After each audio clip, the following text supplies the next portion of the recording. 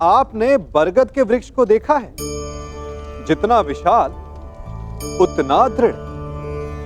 पतझड़ में वो सूख जाते हैं, परंतु दुर्बल नहीं होते, टूटकर गिरते नहीं। और उसके विपरीत दलदल में उपजे वृक्षों को देखिए, वो दिखने में तो बड़े होते हैं, पतझड़ आए या शीत सदा हरे भरे होते हैं, परंतु इतने दुर्बल होते हैं कि जलधारा के हल्के से वेग से वो गिर जाते हैं। परंतु ऐसा क्यों होता है? कारण है जड़ें। जिसकी जड़ें दृढ़ भूमि में है, वो हर चक्रवात, हर ऋतुओं को सह लेता है, और जिसकी जड़ें दलदल में है, वो स्वयं की जड़ों को दुर्बल बना लेता है। कुछ ऐसा ही मनुष्य भी होता है, जो अधर्म, कुकर्म और असत्य की धरा पर उपजा है। वो समय की एक मार भी नहीं सह पाता, और जो मनुष्य सत्य, धर्म की धरा पर उपजा है, वो हर समस्या से अविचलित हो जाता है। अब आप पर निर्भर करता है कि आप क्या बनना चाहते हैं।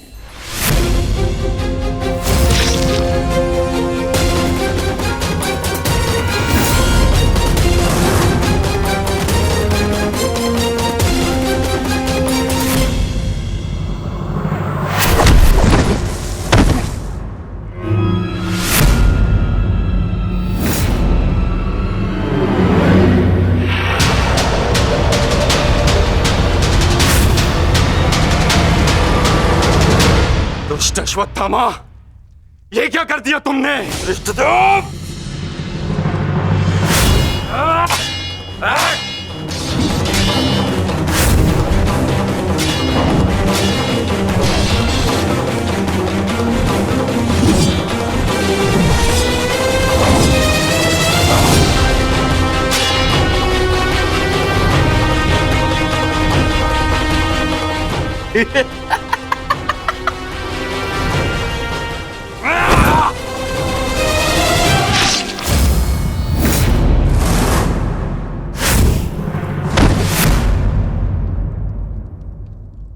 ये छटपटाहट जो आज तुम अनुभव कर रहे हो धृष्टद्युम्न, मैंने भी ये छटपटाहट अनुभव की थी जब तुमने मेरे पिताश्री का शीश उनके धड़ से भिन्न कर दिया था। यही छटपटाहट धृष्टद्युम्न, यही छटपटाहट।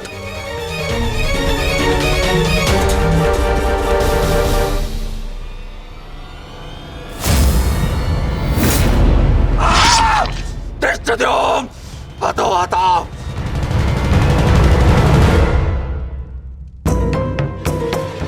एक अग्नि की चिंगारी बुझते बुझते भी कुछ ना कुछ भस्म करने का सामर्थ्य रखती है सखी। माधव की कोई भी बात कभी भी निरर्थक नहीं होती।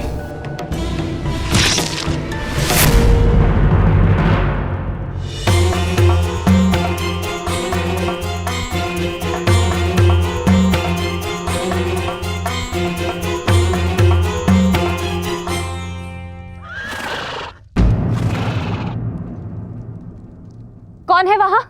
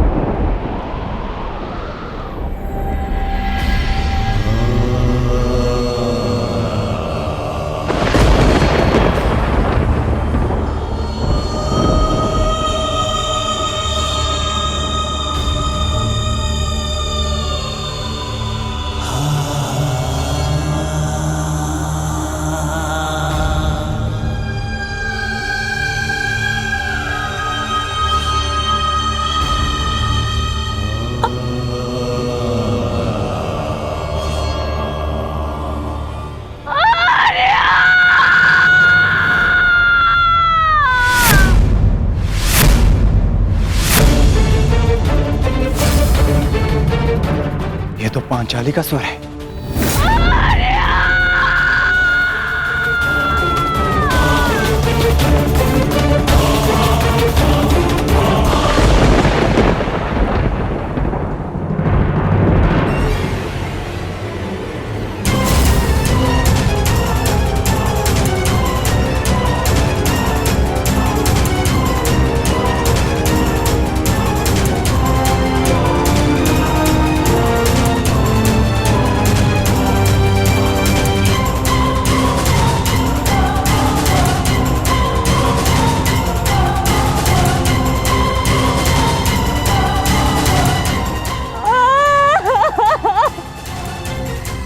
ये सब क्या हो गया? पुत्रो!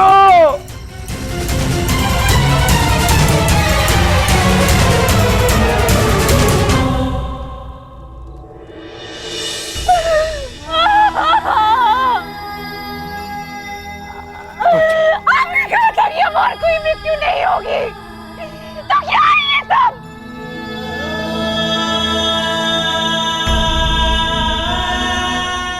आपने कहा था कि युद्ध समाप्त हो चुका है, तो मेरे किस बात का प्रतिशोध है? बताइए धर्मराज। ये सब क्या हो गया? किसने किया ये पांचाली? किसने? मैंने नहीं देखा, वो दूर भाग रहा था, बस अंधकार में उसका मस्तक चमक रहा था, जैसे मणि,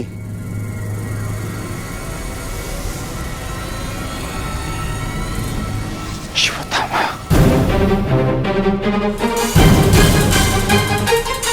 अश्वत्थामा!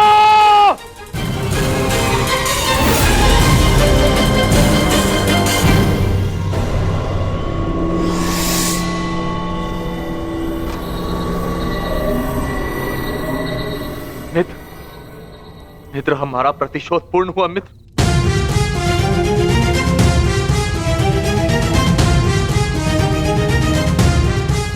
मित्र, उठो मित्र, हम जीत गए मित्र। मैंने तुम्हें विजय दिला दी मित्र। मैंने पांचों पांडवों और अपने पिता के हत्यारे का वध कर दिया मित्र। देखो,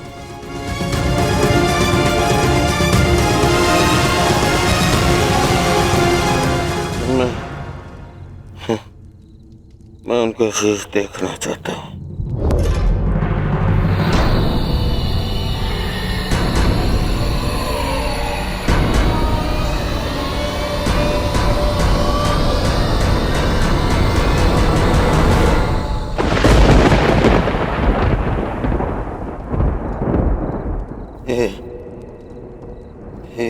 ये पांडव नहीं है।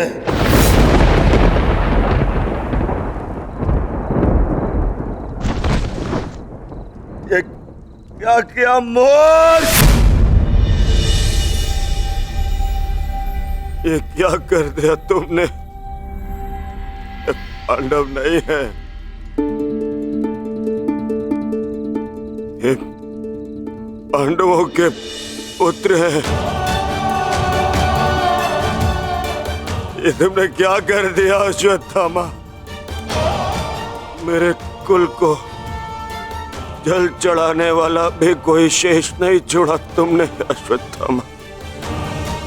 आज समझ में आ गया कि प्रतिशोध की अग्नि स्वयं को ही जला देती है। ये क्या कर दिया मैंने? नहीं मित्र। अश्वत्थामा!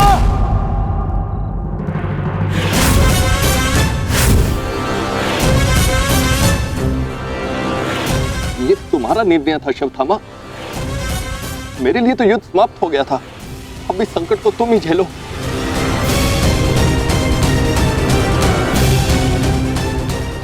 अपनी मृत्यु के लिए सज्ज हो जाओ। मित्र मुझे बचाओ मित्र।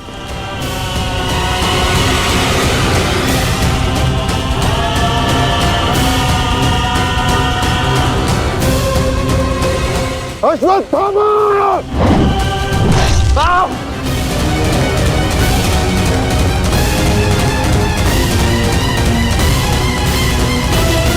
मित्र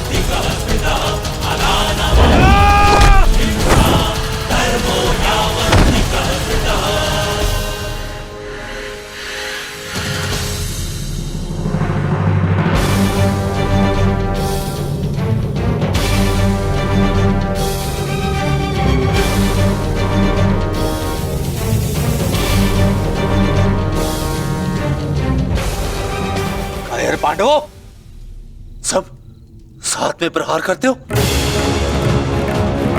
अगर साहस है तो एक एक करके आओ। तो ठीक है, चुनो किसे चुनौती देना चाहते हो तुम।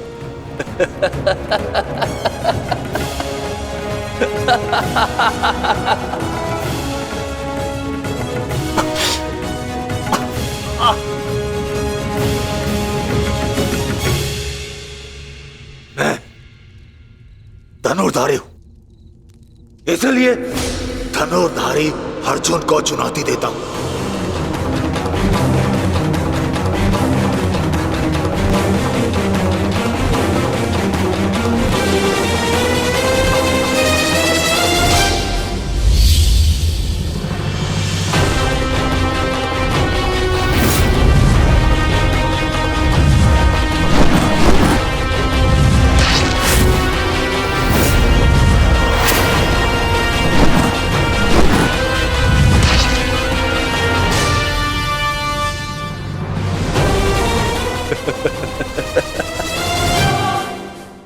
ना ही तुम कर्ण से श्रेष्ठ थे और ना ही मुझसे, परंतु पिताश्री इस सत्य का अनुभव कर ही नहीं सके। परंतु आज मैं तुम्हें इस सत्य का ज्ञान करा के ही रहूंगा। आज मैं वो कर दिखाऊंगा जो मित्र कर्ण भी ना कर सका, क्योंकि ना तो मुझ पे किसी श्राप की छाया है और ना ही किसी दैत्य का भार।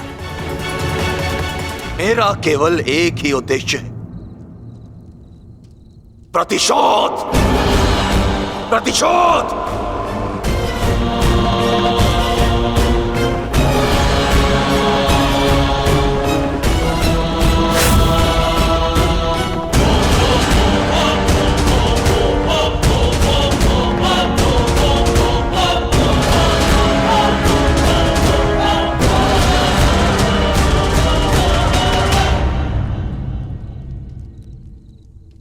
ब्रह्मास्त्र।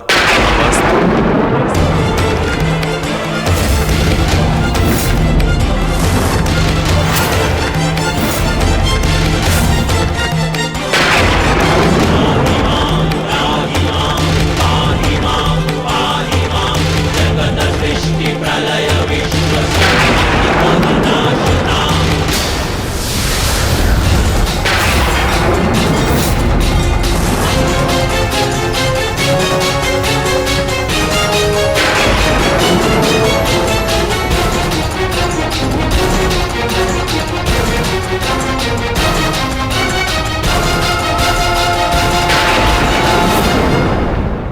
तुम्हें क्या लगता है कि ब्रह्मास्त्र ज्ञान केवल तुम्हें है?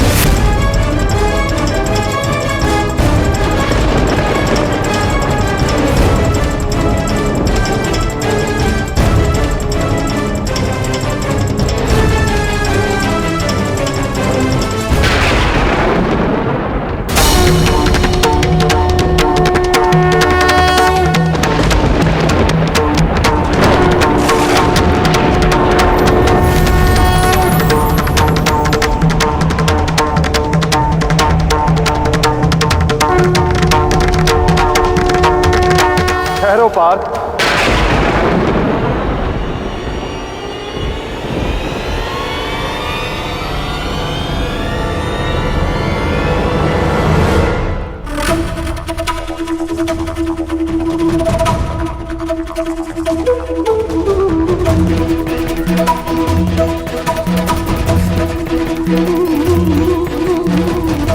पार्थ, यदि दो ब्रह्मास्त्र आपस में टकराए तो ये धारा जीवन विहीन हो जाएगी।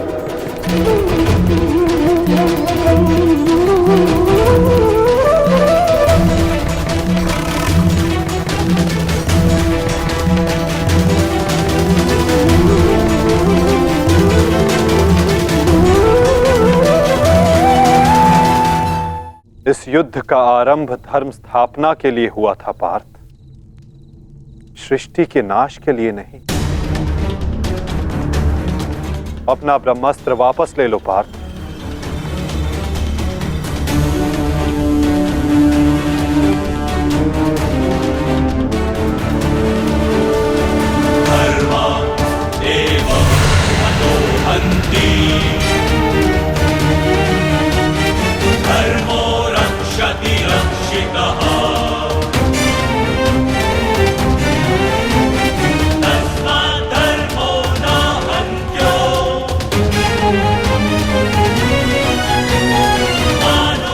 अश्वत्थामा, तुम भी अपना ब्रह्मास्त्र लौटा लो।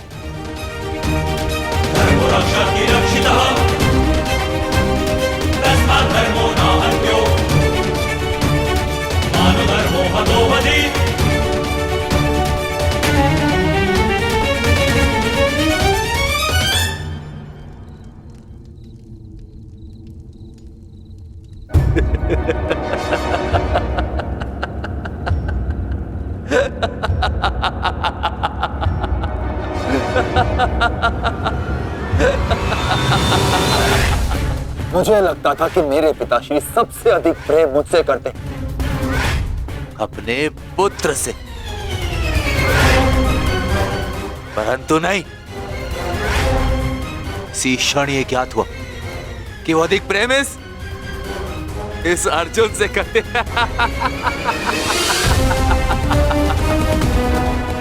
कदाचित इसीलिए उन्होंने अर्जुन को ब्रह्मास्त्र वापस लेने का मंत्र सिखाया, परंतु मुझे, अपने पुत्र अश्वत्थामा को नहीं।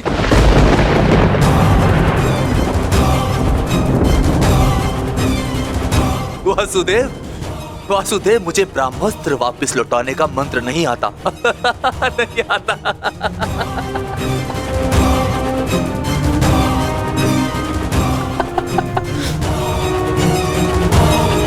इसीलिए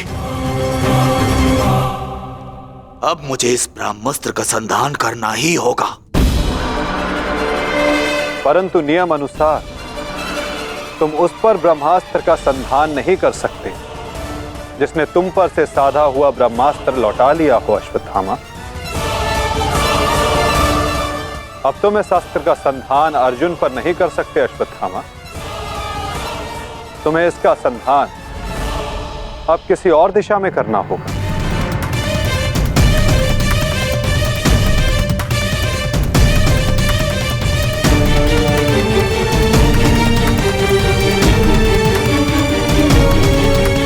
वासुदेव, इस युद्ध में हमारे नाश का कारण केवल आप हैं। आप, महामहिम भीष्म से लेकर मेरे पिताश्री की मृत्यु तक, कर्ण के वध से लेकर मित्र दुर्योधन की पराजय तक, इन सब का कारण केवल आप हैं। केवल आप। तो क्यों ना इस ब्रह्मास्त्र का संधान मैं आपके ऊपर कर दूं और अपना और अपने पक्ष का प्रतिशोध लूं।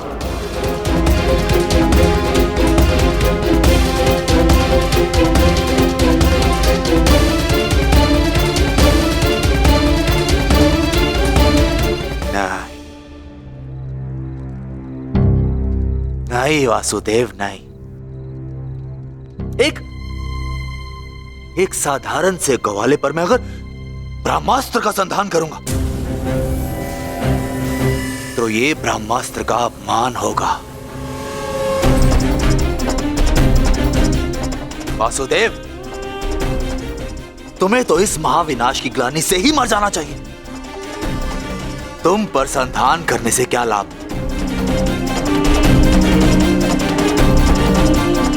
ज्येष्ठ भ्राता युधिष्ठिर, क्यों ना मैं इस ब्रह्मास्त्र का संधान तुम पर करूं?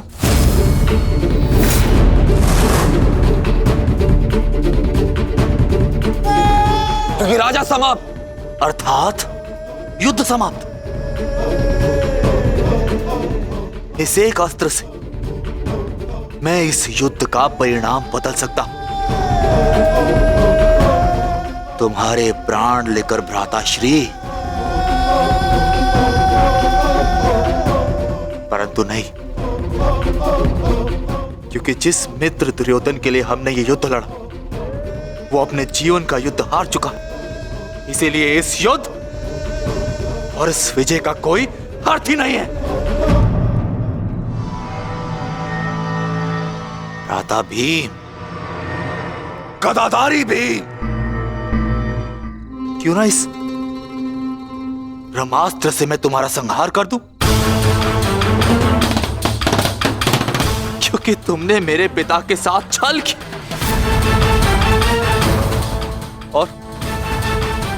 और बड़ी निर्दयता से मेरे पिता का अंत करवाया।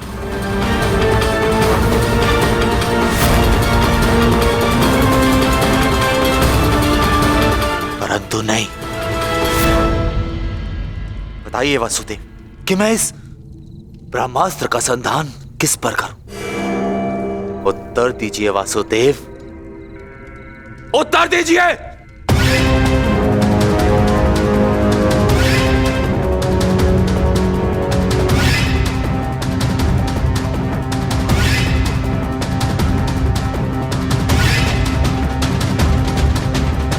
संधान करूंगा,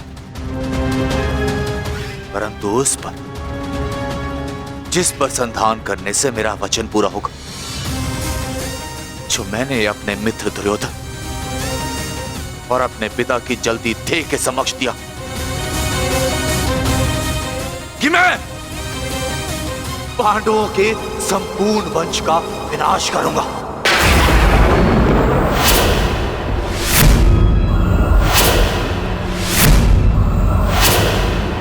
मैं द्रोण पुत्र अश्वत्थामा ये कामना करता कि मेरा ये ब्रह्मास्त्र गिरे उत्तरा के गर्भ पर, जहां पांडवों के वंश का अंतिम बीज पल रहा है। अश्वत्थामा!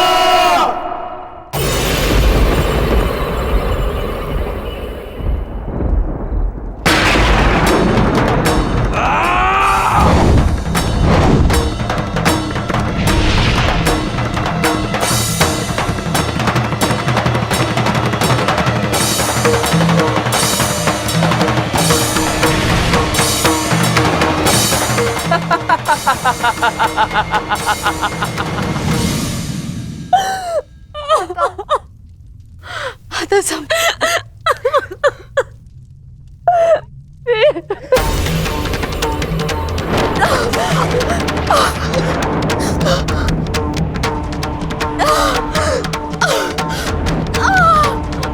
क्या हुआ पुत्री, तुम ठीक हो ना? पता नहीं माता, ऐसा लग रहा है जैसे किसी ने मेरे घर पर प्रहार कर दिया हो।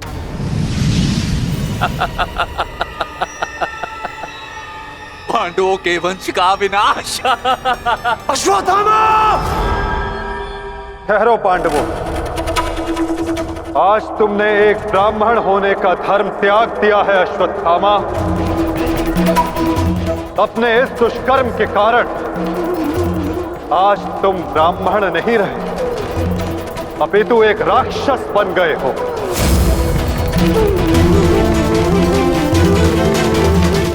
आज तुम्हें वो दंड दिया जाएगा जो एक राक्षस को दिया जाता है।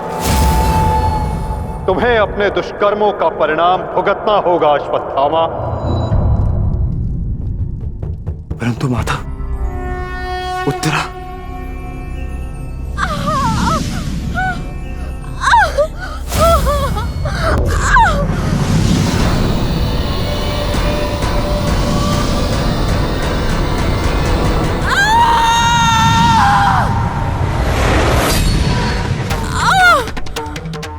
ब्रह्मास्त्र उत्तरा के गर्भ में प्रवेश कर चुका है पार्थ।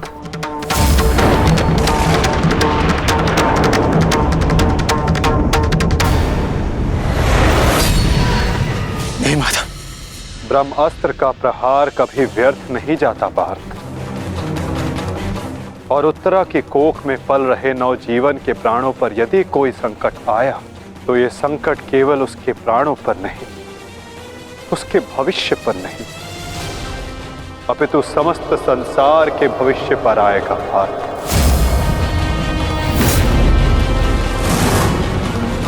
ये इस युग का अंत कहलाएगा पार्थ। अपितु इस नवजीवन की सुरक्षा करना आवश्यक है। धर्म के रक्षण के लिए इस नवजीव का जीवित रहना आवश्यक है पार्थ। माता रक्षा कीजिए, मेरी संतान पे कोई संकट आ रहा है। माता रक्षा कीजिए, रक्षा कीजिए। कुछ कीजिए माता, वैसा अनर्थ मत होने दीजिए।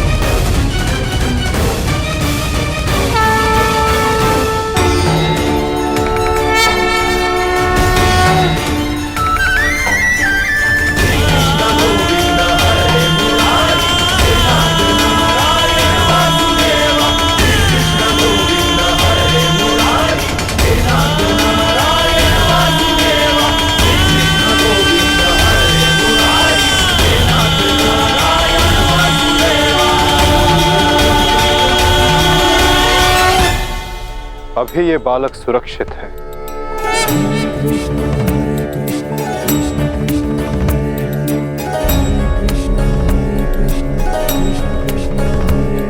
किंतु ब्रह्मास्त्र रूपी काल अभी भी इस पर घात लगाए बैठा है।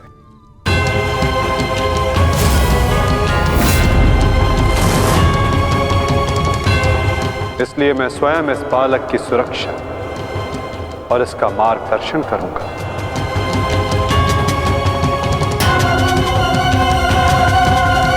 परंतु इस अद्भुत बालक की परीक्षा की घड़ी तो अब प्रारंभ हुई है।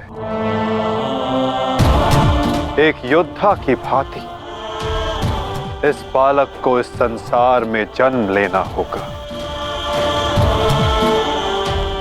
जो धर्म के मार्ग को प्रशस्त करेगा। एक योद्धा इस संसार में आने के पश्चात युद्ध लड़ता है, किंतु इस बालक को जन्म लेने के लिए संघर्ष करना होगा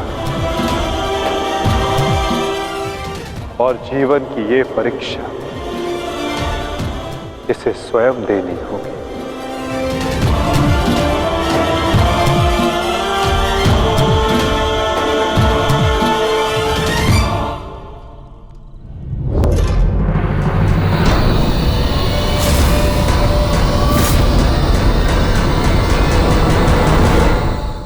तुमने सीमा पार कर दिया अश्वत्थामा। अब मैं तुम्हें जीवित नहीं छोड़ूंगा। सच्चा हो जा मरने के लिए अश्वत्थामा।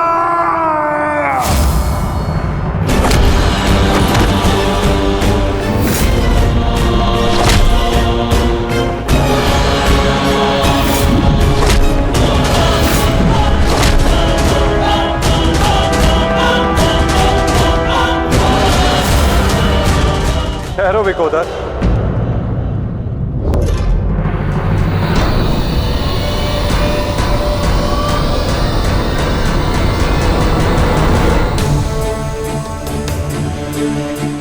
अश्वत्थामा तुम्हारा गुरुपुत्र है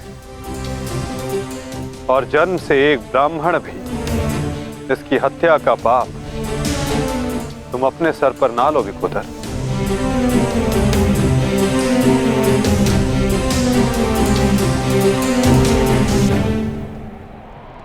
किंतु माधव, इसने जो किया है वो क्षमा के योग्य नहीं। अवश्य पार्थ, अश्वत्थामा ने जो किया वो क्षमा के योग्य नहीं है। अश्वत्थामा को दंड अवश्य मिलेगा,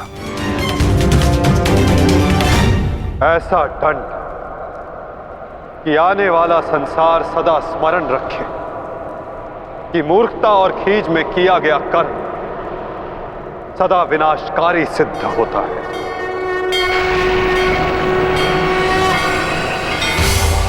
पार्थ,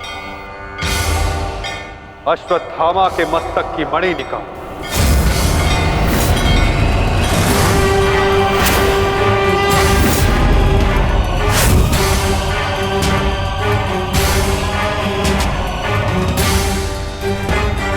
नहीं वासुदेव, आप ऐसा नहीं कर सकते। देना है तो मुझे मृत्युदंड दीजिए वासुदेव, परंतु ऐसा मत कीजिए। तुम वीर गति पाने के योग्य नहीं हो अश्वत्थामा। तुमने जो किया है उसका दंड तुम आजीवन भुगतोगे। पार्थ,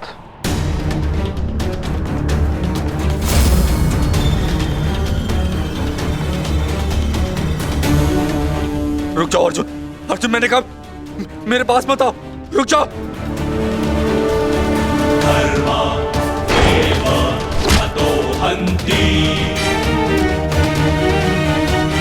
धर्मो रक्षति रक्षितः। तस्मात् धर्मो न हन्त्यो। मानो धर्मो हतो वधि।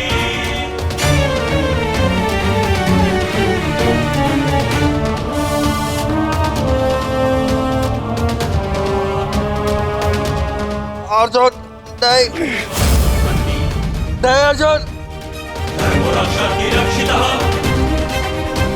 नहीं अर्जुन नहीं अर्जुन मानधर्मो हतो अर्जुन नहीं वासुदेव क्षमा कर दीजिए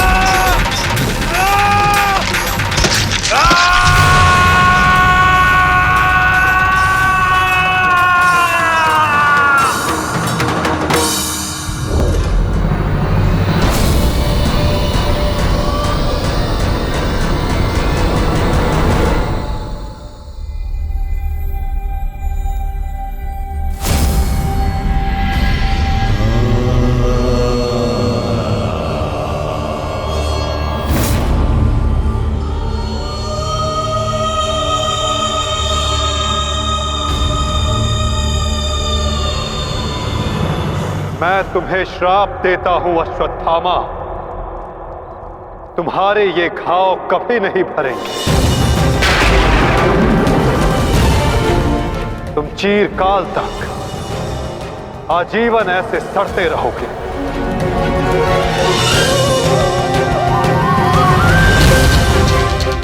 ये घाव लिए तुम जीते रहोगे अश्वत्थामा, और कलयुग तक समस्त संसार को संदेश दोगे कि पाप का भार असहनीय होता है। नहीं नहीं नहीं नहीं नहीं वासुदेव वासुदेव मुझे क्षमा कर दीजिए, मुझे मृत्यु दे दीजिए वासुदेव, परंतु ऐसा मत कीजिए। नहीं गुरुपुत्र, अब से तुम्हारा जीवन ही तुम्हारा दंड है।